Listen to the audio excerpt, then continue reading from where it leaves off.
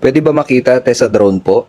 So pagbibigyan natin request ni ma'am na susubukan natin sa drone. Yung unang nabili ko kasi nasubukan ko na rin dito sa gamit ko. Sa 360 camera, DSLR at saka sa action camera. Gumagana naman siya sa lahat ng mga device na sinubukan ko. Ito na nga nakasetup na, susubukan naman natin mag-record. Yung nakikita nyo sa cellphone, yan mismo yung camera ng drone. Pinakamahabang na record ko nga pala dito, nasa 15 minutes gamit itong drone. Nung una medyo skeptical din ako, syempre kasi hindi naman ito yung leading brand sa market. Pagkatapos gagamitin ko pa siya sa mga ganitong klaseng device, syempre nakakatakot pa din lalo pag meron kang ginagawang importanteng project. At dahil naghahanap nga ako ng budget meal na SD card, nag-risk na akong bumili nito. Dahil yung mga unang nagamit kong popcorn like yung headset ay okay naman siya, maganda rin yung quality. So I think na itong memory card nila ay okay din. So ipi-play ko na nga yung na-record ng drone, susubukan natin kung gagana dito mismo sa cellphone ko. Hindi ko na nga pala hinabaan para hindi naman kayo mainip sa panonood. So ayan na nga, nagpe-play naman siya. So far naman sa paggamit ko nito, wala pa naman ako na-encounter na problema. Meron nga pala mga nagre-request na subukan ko naman daw siya sa game. Siguro susubukan natin yan sa mga next video ko. Yan nga lang pala yung konting demo natin sa SD card na to. At kayo nang bahala kung gusto nyo ba to o hindi. Pero kung gusto nyo naman itry, nasa yellow basket lang yan mga tol. Salamat!